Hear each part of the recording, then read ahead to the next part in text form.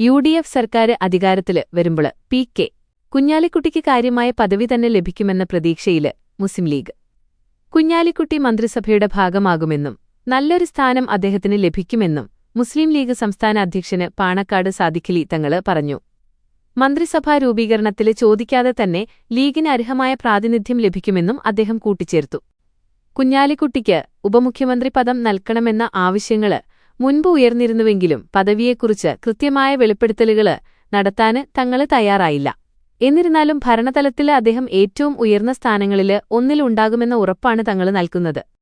CPM നയിക്കുന്ന Marxist party ഇനിയൊരിക്കലും തിരിച്ചുവരാനാവാത്ത വിധത്തിലുള്ള പരാജയത്തിലേക്കാണ് നീങ്ങിയിരിക്കുന്നതെന്ന് തങ്ങള് മീഡിയമനോട് പറഞ്ഞു. കഴിഞ്ഞ 10 വർഷത്തെ ഭരണവിരുദ്ധ വികാരം തെരഞ്ഞെടുപ്പ് ഫലത്തില് പ്രകടമാണ്. ഭരണകൂടം സജീവമല്ലാതിരുന്നതും ജനകീയ പ്രശ്നങ്ങളില് കൃത്യമായി ഇടപെടാതിരുന്നതുമാണ് ഈ പതനത്തിന് പ്രധാന കാരണമെന്ന് അദ്ദേഹം ചൂണ്ടിക്കാട്ടി. 21 ലക്ഷത്തോളം സന്തുഷ്ടരായ ഉപഭോക്താക്കളും 2 ലക്ഷത്തോളം തിമിര ശസ്ത്രക്രിയകളും പൂർത്തിയാക്കിയ മലബാറിലെ ഏക കണ്ണാശുപത്രി Alsalama eye hospital, hospital road, Perinthalmanna. ബംഗാളിലെയും ത്രിപുരയിലെയും അവസ്ഥയിലേക്ക് കേരളത്തിലെ കമ്മ്യൂണിസ്റ്റ് പാർട്ടിയും മാറിക്കൊണ്ടിരിക്കുകയാണെന്ന് അദ്ദേഹം ഓർമ്മിപ്പിച്ചു. അതേസമയം നിയമസഭാ തെരഞ്ഞെടുപ്പിലെ UDFന്റെ മുന്നേറ്റം ഭരണവിരുദ്ധ വികാരത്തിന്റെയും മുന്നണിയിലുള്ള ജനങ്ങളുടെ വിശ്വാസത്തിന്റെയും പ്രതിഫലനമാണെന്ന് പി.കെ. കുഞ്ഞാലിക്കുട്ടി പ്രതികരിച്ചു. തെരഞ്ഞെടുപ്പില് മുസ്ലിം ലീഗ് കൈവരിച്ച മികച്ച പ്രകടനത്തെ അദ്ദേഹം എടുത്തുപറഞ്ഞു.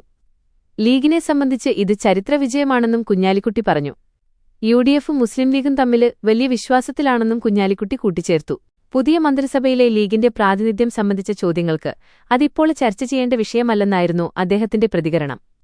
മന്ത്രിസഭാ രൂപീകരണവുമായി ബന്ധപ്പെട്ട കാര്യങ്ങള് കൃത്യമായ സമയത്ത് ഉഭയകക്ഷി ചർച്ചകളിലൂടെ തീരുമാനിക്കുമെന്നും അദ്ദേഹം വ്യക്തമാക്കി. ഈ തെരഞ്ഞെടുപ്പില് മുസ്ലിം ലീഗ് തങ്ങളുടെ ചരിത്രത്തിലെ തന്നെ ഏറ്റവും മികച്ച പ്രകടനമാണ് കാഴ്ചവെച്ചത്. മത്സരിച്ച 27 സീറ്റുകളില് 22 എണ്ണത്തിലും വിജയിക്കാന് ലീഗിന് സാധിച്ചു. 84.62% എന്ന ഉയർന്ന സ്ട്രൈക്ക് റേറ്റ് കൈവരിച്ച പാർട്ടിയുടെ മുന്നേറ്റം UDFന്റെ വിജയത്തില് നിർണായകമായി. മലപ്പുറം ജില്ലയില് വന് ആധിപത്യം തുടരുന്ന പാർട്ടി സിറ്റിംഗ് സീറ്റുകള് നിലനിർത്തുന്നതിനൊപ്പം LDFല് നിന്ന് താനൂരുൾപ്പെടെയുള്ള മണ്ഡലങ്ങള് തിരിച്ചുപിടിക്കുകയും ചെയ്തു. മലപ്പുറത്ത് പി.കെ. കുഞ്ഞാലിക്കുട്ടി 85,327 വോട്ടുകളുടെ റെക്കോർഡ് ഭൂരിപക്ഷത്തിനാണ് വിജയിച്ചത്.